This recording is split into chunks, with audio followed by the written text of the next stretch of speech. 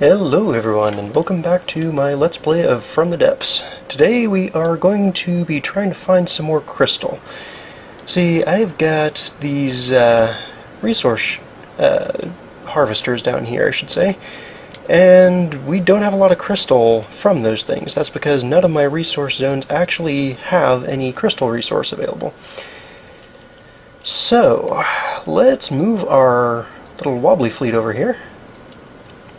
And this particular resource zone has some crystal in it. And the Onyx Watch, since we're already at war with them, well, I don't think they're going to be able to do too much against our fast flyers. Since we're already at war with them, we don't have to worry about declaring war. Normally, the Onyx Watch start at peace with you, so it's in your best interests not to aggravate them, but in this case, it doesn't really matter since, well, we're aggravating pretty much everyone anyway. So let's go ahead and speed this up.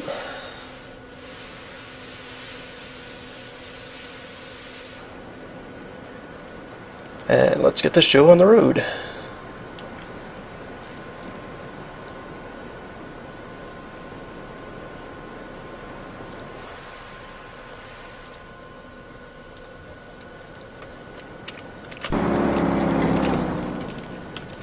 Alright, so this is going to be a bit tough. These guys have pretty good target prediction, so actually the wobbliness of our tiny little flyers up here is going to work to our advantage, hopefully. Oh. Okay, not so much, no. Okay, actually why don't we, retreat. Yes, definitely retreat. Okay, so Onyx Watch are off guard. Or off limits, rather. Definitely not off guard. I think we are going to have to come over here, and we're going to have to spawn in a new and bigger and better vehicle. So let's go ahead and spawn in this scabby over here, and let's go ahead and fly over to the west here so we can find it. And yeah, we should be all the way over here. See, this is the one I removed the repair tentacle from, so that's actually not going to do us any good. Let's go take a look at this guy.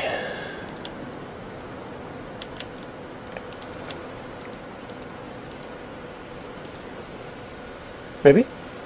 Maybe not. Let's warp to this guy.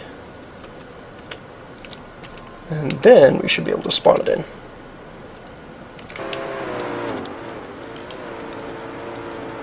Yeah, that's more like it. And yes, I put a chair on these things so we can actually sit safely on them.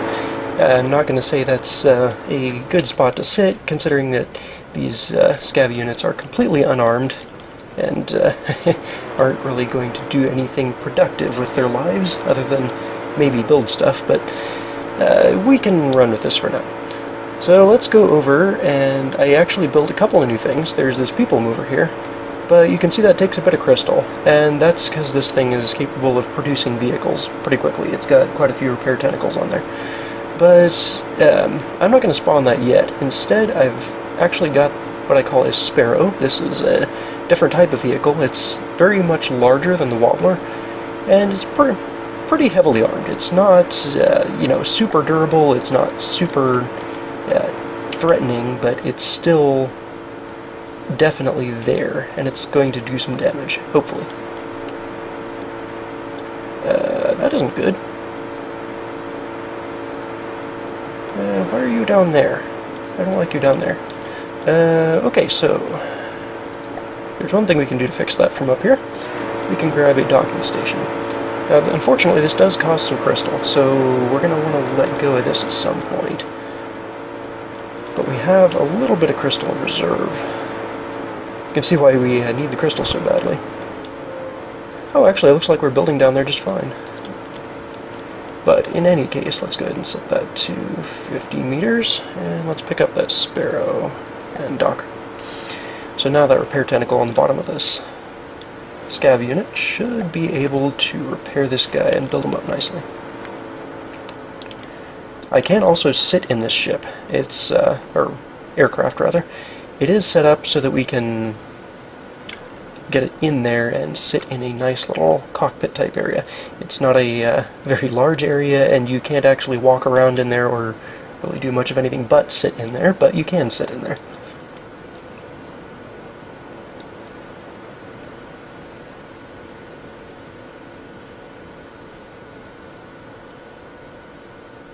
Alright, so the shell of this guy is coming along pretty nicely. For those Deepwater Guard, the Onyx Watch rather, sorry. The Onyx Watch have a lot of slow-firing, high-explosive cannons. They don't have much in the way of armor penetration, though, and that doesn't work very well against shields. So I think what I may end up doing is building a shielded variant of this Sparrow, and that should, in theory at least, keep the Sparrow intact long enough for it to launch missiles and take out those Onyx Watch fortresses and ships. The main threat there is going to be the Halberd and the Glaive for us. Most of the Onyx Watch ships aren't very good against aircraft, but the Halberd and the Glaive are dedicated anti-aircraft units, and those are going to be very scary for us if we encounter them. But I think our little Sparrow here should be able to deal with some of that incoming fire quite nicely once we get some shields on it. You can see we've got a pretty decent sized engine in there. There are, again, no ammo processors on this vehicle, like the Wobbler. That's so that I can go ahead and save up metal for my eventual later creations.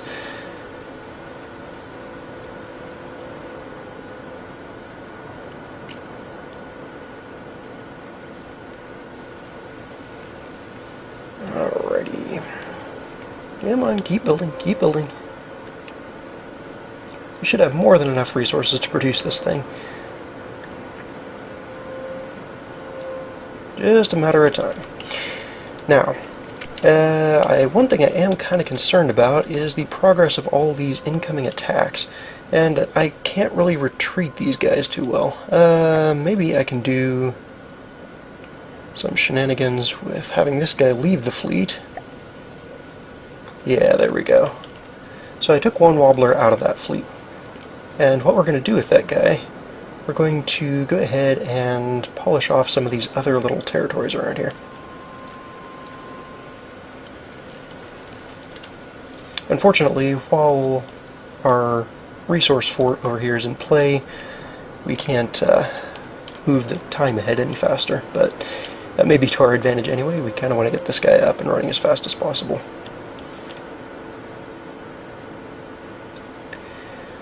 So what this guy has on him, he's got 6 missiles, 6 direct fire missiles on the front there, you can see them, 3 on each side, and those have some ejector units on them, so they get spit out at a pretty good rate. They'll get launched forward quite quickly, and they've got 2 fins on them, so they home in pretty well. They don't have a lot of warheads on them, just the 1 warhead per missile. So actually all 6 of these missiles is, let's see, roughly 3 times as powerful as the Wobbler, since that had 2 warheads on a single missile, at the same reload rate. However, these Sparrow units also have 4 bombs on them. Those bombs aren't terribly accurate, they're just equipped with a magnetic warhead, or not warhead, magnetic tracking, and 3 warheads. Those will hit like a truck if they hit. It's kind of a gamble, but it's one that pays off in a lot of cases. Alright, so we built this thing yet? No, we're still working on it. There's a lot of parts on this. You can see up here we have the block count. There's 526 blocks there, and we're only on 400. Let's take a look at our map. I always want to keep an eye on the map. Those Lightning Hood fleets are getting closer a lot faster than I would like. Those are strength 20, and yeah, 2 strength 20 fleets at only 1 ship apiece. That means those are going to have some lasers on them. That means I'm going to have a bad day. I may need multiple Sparrows in order to get this to work right. So, let's see here. Oh, great, and now we've got a second Steel Strider fleet incoming as well. I don't know how I'm going to survive this. Alright, let's see. You can see our Scavvy unit has unfortunately migrated its way out of the resource zone. That happens whenever it does, well, pretty much anything. Whenever this thing is in play, it has a tendency to wobble its way right out of the resource zone. And it doesn't have an AI in it, so it doesn't know to get back into the resource zone. Unfortunately, Fortress AI cards are really the only ones that know how to travel to resource zones, and yeah, this isn't a Fortress, so it can't fit one of those Fortress AI cards. But it looks like we are getting very nearly done here. Yeah, another 10 blocks or so should do the trick. And then we get to go have fun with our Sparrow. There we go. Alright, so I'm going to... Ooh, whoa, that's dizzy. I'm going to cut this guy loose. Remove the docking station. And off she goes. This guy's a little wobbly. He's still not as bad as the Wobblers. There's not much out there that's as bad as those Wobblers. Alright. Nope. I want to build on this guy. Yeah. Now, one thing I saw as this was building, a couple of these missiles did not get assigned correctly. That's probably my fault there. Let's go nope, not the game. The constructible. There we go. Yeah.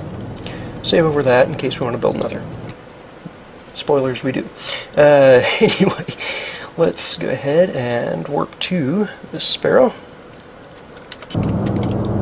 Yeah, you can see we're not in a particularly pleasant area for our first-person flying there, and there's actually no controls for me inside the vehicle. But we don't really need that. Let's go ahead and pull everything, and we're going to multitask here. While this guy is going ahead and cleaning up over there, we're going to work on some of these Deepwater Guard over here. Let's go ahead and move that guy out there. And this guy's pretty fast. He's about 50 meters a second, so I think we'll be in pretty good shape getting him into play quickly. Okay, so let's go ahead and warp to this guy. And we're going to put him into play. Oop, I should have started him up a little higher. Well, he's out of the water. He should be out of the water. Again, this is just another tiny little force over here from the Deepwater Guard, nothing to be too threatened by. Yeah, you can see we're already scoring some good hits.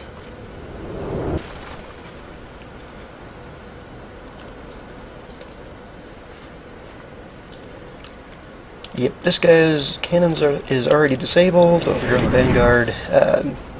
That Sea Viper over there is pretty much disabled. This Sea Viper is going to take about one hit before getting disabled.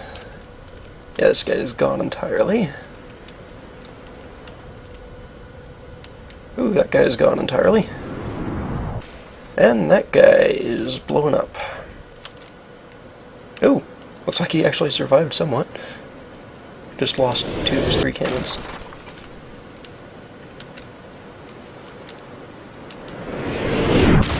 That'll do the trick. Alright, so this guy can go out of play.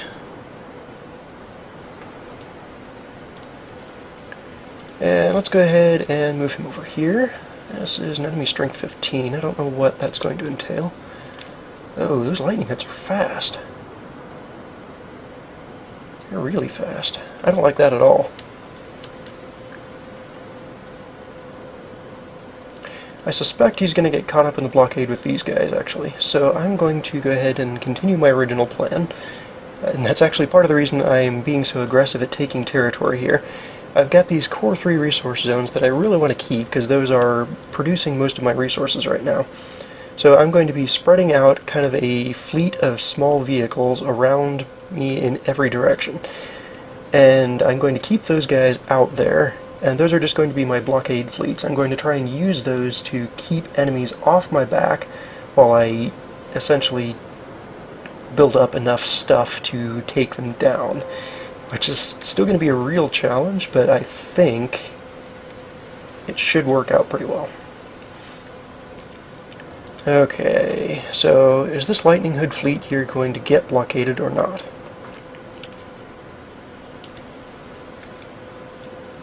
Come on. Blockade, please. Please, blockade. Yes, there we go. So it looks like that tactic is going to work. It's kind of cheesy, not gonna lie, but it will work, and it will enable us to survive until we have a fleet worthy of the name. One thing of note on these scav units over here, in our other resource zones, they each have a crystal farm on them. So while they're not going to produce a ton of crystals, they've only got one crystal growth tray on each one, they are going to produce some crystal over time, very, very slowly. So we will get a little bit, but it's not going to be really enough to do much with. We're certainly not going to be building lasers with that. Alright, so looks like we have a fleet of, wow, 7. That's actually pretty impressive, not going to lie. And we've got this guy coming into play, we've got that battle coming into play. Let's go ahead and fight this one out.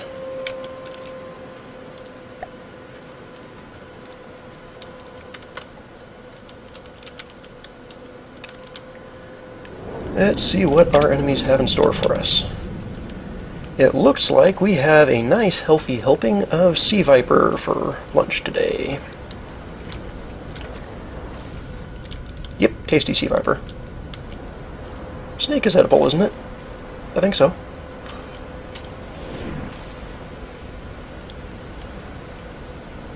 Yeah, a few vanguards in there as well. That's not too big of a concern. Now, if I really wanted to get fancy, I could technically try and jump out of this aircraft and land on here. And then I could take this ship and convert it into an air vehicle or scrap it or do something with it. Somehow jumping off a very rapidly moving and very wobbly aircraft and trying to float down here and then take a Vanguard, yeah, that doesn't strike me as being a very good idea. So we're probably going to play it safe and stay on our nice safe perch up there.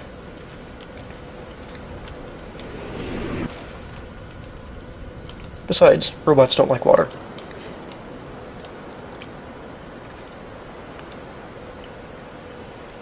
Alright, so while that guy is pelting away over there, let's see what else we have to deal with. Oh man, we've even got Scarlet Dawn after us now.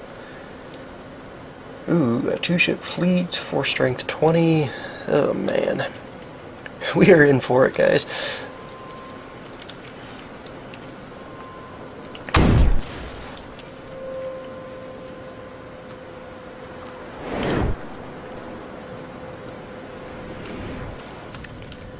Yes, explode. All of the explosions. Thank you. Yes, very good. Give me your tasty resources, even though there's really only a few of them. With the resource gain from scavenging turned down so low in this campaign, we really don't have a lot of resources to play with. At least not ones that we gain from killing enemies.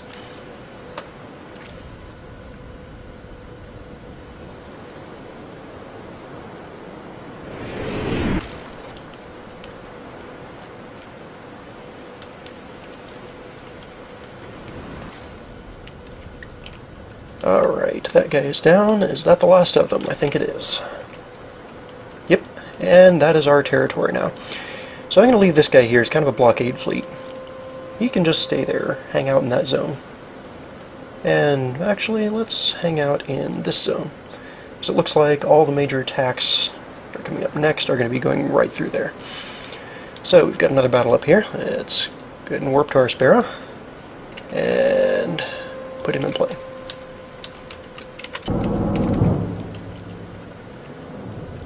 Alright, looking forward to seeing this guy in action. You can see he's got some spare engine power in there, about 775 of it in fact. Once we get enough crystal to throw some shield generators on, I think we will be in pretty good shape, because we can mount some shields on him and have him actually be able to tank a few shots. Sort of. Hopefully.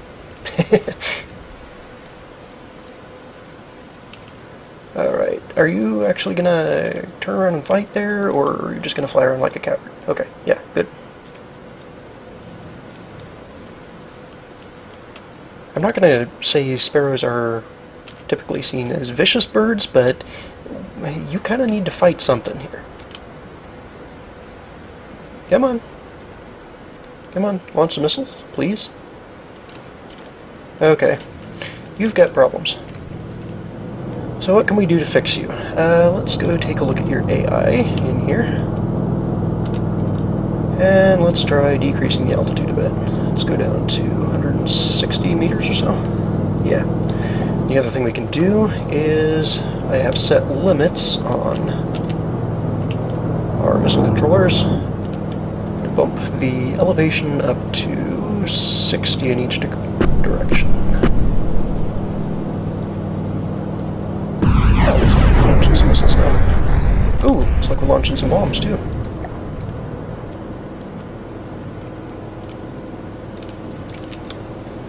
Alright, negative 60 and 60. Oh, looks like we got the Vanguard down. Perfect. Okay, so this guy, let's pull everything out of play. Let's go over here. So what I'm doing here, this is kind of odd that I'm going over here and attacking these Deepwater Guard forces. Pardon. These are actually going to serve as pretty good resource fodder for me. Even though my scavenging rate is so low, I'm still getting a tiny bit of crystal from this.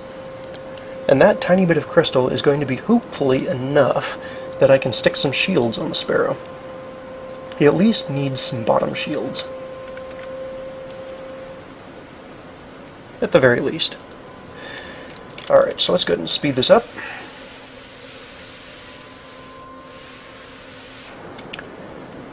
And here we go again. Good, good.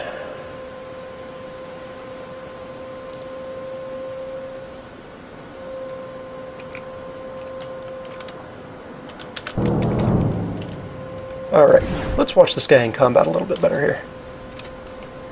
Oh yeah, that's more like it. That's more like it.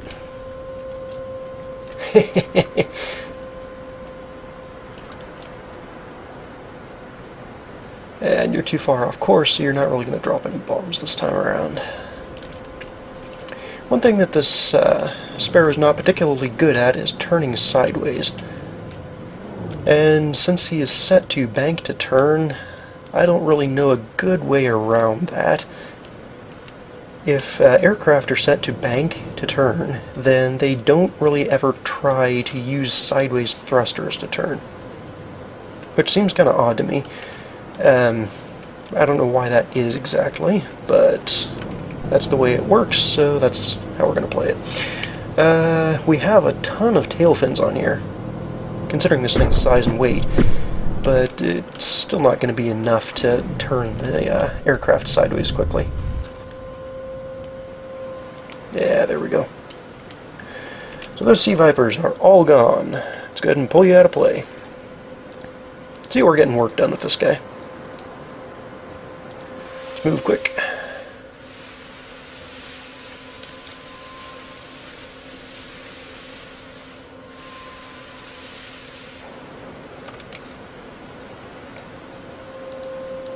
Alright, got another fight. Put you in play.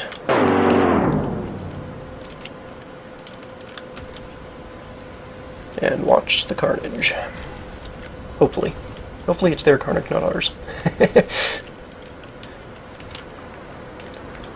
Yeah.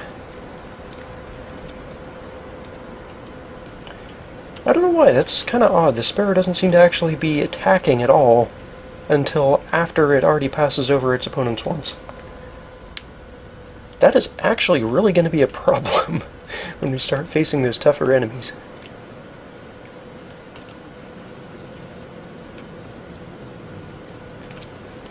One nice thing this Sparrow does have on it too, if you take a look at either side, there's little fin-type looking things at the back have heat decoys on them. So, in theory at least, most heat-seeking missiles should be distracted by those, and we shouldn't really have to deal with them. Looks like those forward missiles caught one of the Sea Vipers looking. And it looks like some of these mines are probably going to be in range. Yeah.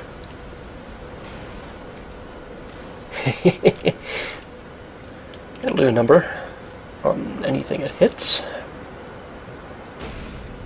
Oh, well, that was interesting. Huh. Oh, goodbye, Mr. Sea Viper. And let's come around for another pass here.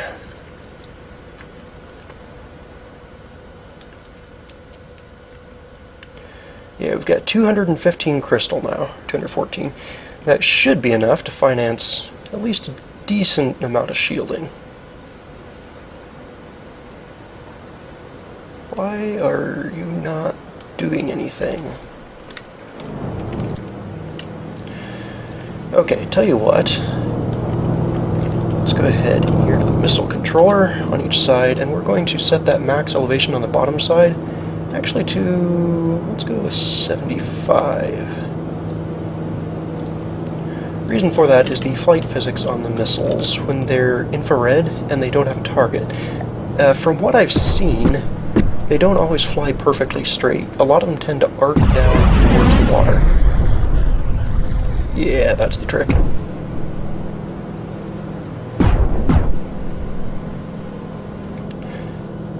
Alright, and let's go ahead and save those changes. And yeah, that Vanguard's toast. Okay, so let's go ahead and hop onto this guy, and we're going to go ahead and add some shielding. So we have our shield projector down here.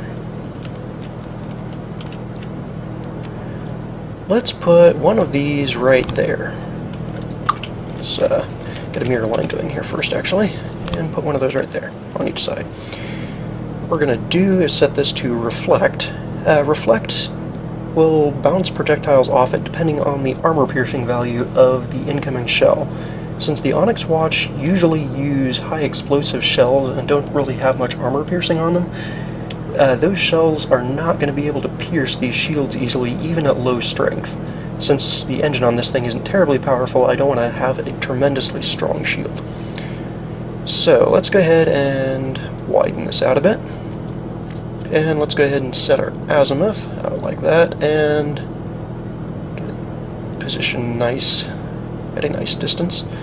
One thing to note, the energy usage of a shield is multiplicative. Can't speak today.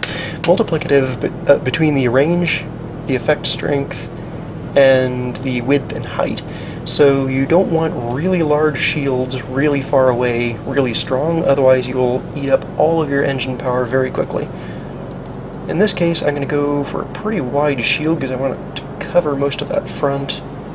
Actually, let's slope you down a bit like that. Yeah, that's actually really good. Yeah. Okay, and strength 3 isn't too strong, but I think it's strong enough for our purposes. In fact, let's go ahead and bump this height out a little further. We've got energy to spare down here. We're only using 157. So that's going to be a little over 300 of our energy power. And let's flip that guy around. So that's a good start to our shielding. Now what we want to do is pop down here. Right about here, we're going to want a strength 3 shield. Very close, so we're not using much power. We're going to want that really wide and pretty tall. And you can see, even though this is the same strength as the others, it's only using 56 power because our range on it is so short. It's not having to project that shield far. So, other things we're going to want, we're not always going to be pointing directly at our enemy. Speaking of enemies, no, you get out of play, get over here. No, no, you don't want this. You don't want this at all. Actually, that white flared force might not be bad to fight, but let's fight it on our own territory.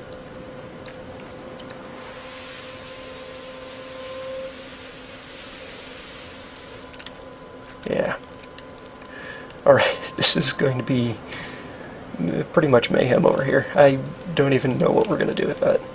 Hopefully they'll fight each other as well as us, and we'll be able to survive that way when we actually have to go and fight that cluster, but it's going to be pretty nightmarish. Okay, so let's put you in play, and let's go watch the action. Oh, that's a... Oh, no, no, no, no, no, no, no. No, no, no, no, no. I wasn't equipped for this. You were not meant for this sort of nonsense. Oh my.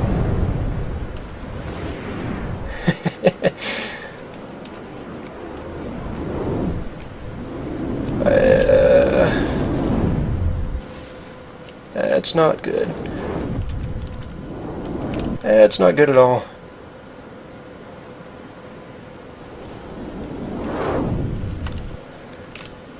Come on, score some good hits. Score some hits.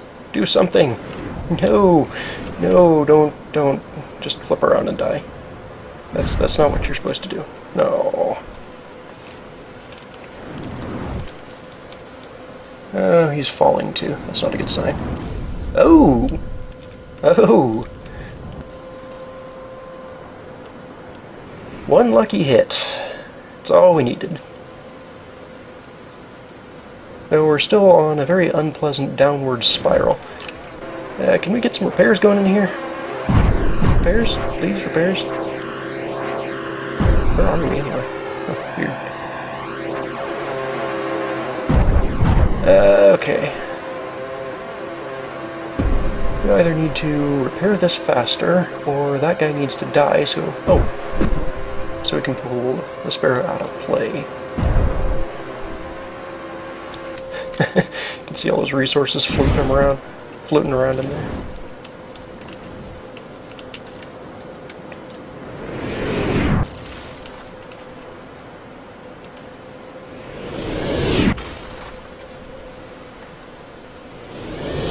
I don't know how we're still in the air. We really shouldn't be still in the air. There is no way that tiny, poorly armored little vehicle should have beat this guy. We got lucky.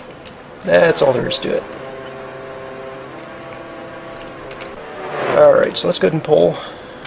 And I think I am actually going to call this episode here because we're getting a little long in the tooth. So, I will see you guys next time.